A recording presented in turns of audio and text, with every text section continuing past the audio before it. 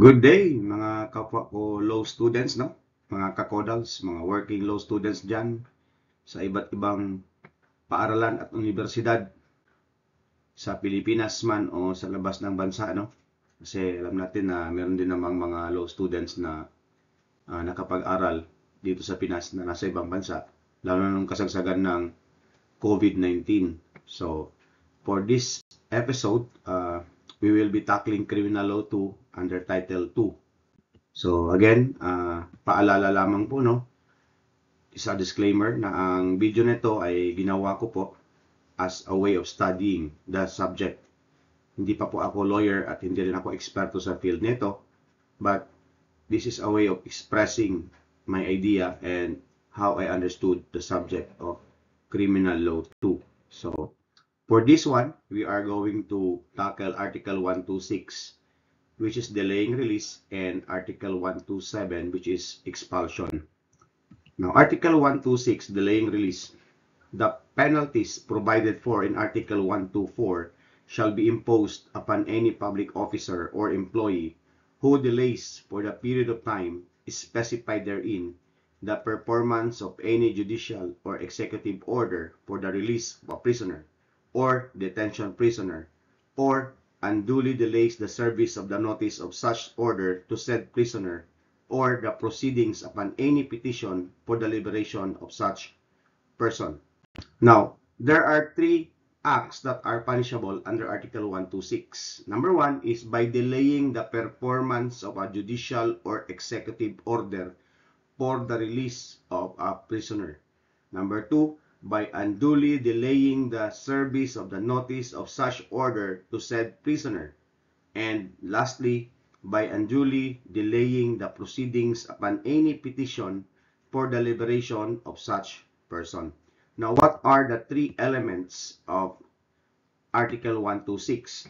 Number one, that the offender is a public officer or employee. Take note here that the word public officer refers most likely to violate this article. The persons that are most likely to violate this article are wardens and jailers. Why? Because wardens and jailers and peace officers are temporarily in charge of the custody of prisoners or detained persons. Now, if they did not release those detained persons or prisoners under their custody, even if there is already a judicial or executive order, then they are violating Article 126 of the revised penal code. Number two, that there is a judicial or executive order for the release of a prisoner or detention prisoner, or that there is a proceeding upon a petition for the liberation of such person. Ito na yun. May lumabas na release order, tapos hindi ni-release kaagad ni public officer o ni warden o ni jailer, umabot pa ng 3 araw after maipalabas yung order, judicial or executive order, then that is already a violation of Article 126. At ang pangatlo, that the offender without good reason delays, number one, the service of the notice of such order to the prisoner, or number two, the performance of such judicial or executive orders for the release of the prisoner, or number three, the proceedings upon a petition for the release of such person. Take note, as an example here, first is that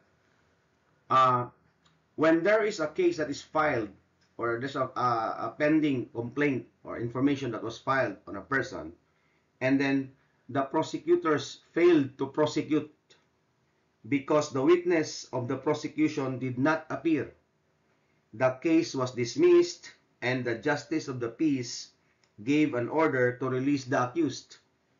The jailer, without any reason, refused to release the accused, notwithstanding that the order of release until after several days. So in this example, the jailer is already violating Article 126 of the revised penal code.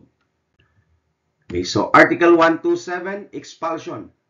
The penalty of prison correctional shall be imposed upon any public officer or employee who, not being thereunto authorized by law, shall expel any person from the Philippine Islands or shall compel such person to change his residence. Two acts that are punishable under Article 127. Number one, by expelling a person from the Philippines. And number two, by compelling a person to change his residence. Take note that only the court has the power to expel any person. Okay, so again, only the court, by a final judgment, can order a person also to change his residence.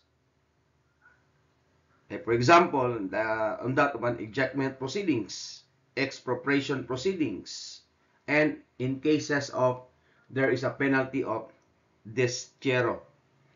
Okay, so those are instances that a person may be compelled, okay, to change his residence. We say a person is compelled to leave the Philippines, expelled from the Philippines, like you are an undesirable alien. So again, you are expelled. So meaning you are being deported back to your country of origin. So the elements under Article 127, number one, that the offender is a public officer or employee. Number two, that he expels any person from the Philippines or compels a person to change his residence. And that the offender is not authorized to do so by law. Again, it is only the court that has the power to expel any person. In the case of Villavicencio et al. Versus Lokban et al. 39 Philippine number 778, the mayor and the chief of police of Manila cannot force the prostitutes residing in that city to go to and live in Davao against their will, there being no law that authorizes them to do so. These women, despite their being in a sense lepers of society, are nevertheless not chattels, but Philippine citizens protected by the same constitutional guarantees as other citizens. So, in this case, the Chief of Police of Manila and the Mayor of Manila that back then, they wanted those that are working in the prostitution industry to be removed from Manila and transfer them to Davao City to get rid of their city of these women. But the court said that they cannot do that because they are also protected by the same constitutional guarantee as are with other citizens. So I hope that it is clear. Thank you for watching, and please subscribe to my YouTube channel and also follow my Facebook page, Working Law Student PH. See you again next episode, and welcome sa ating YouTube channel. Sa mga bago pa lang, please do not fail to hit that subscribe button and also that like button and leave a comment on this video. That's all. Thank you.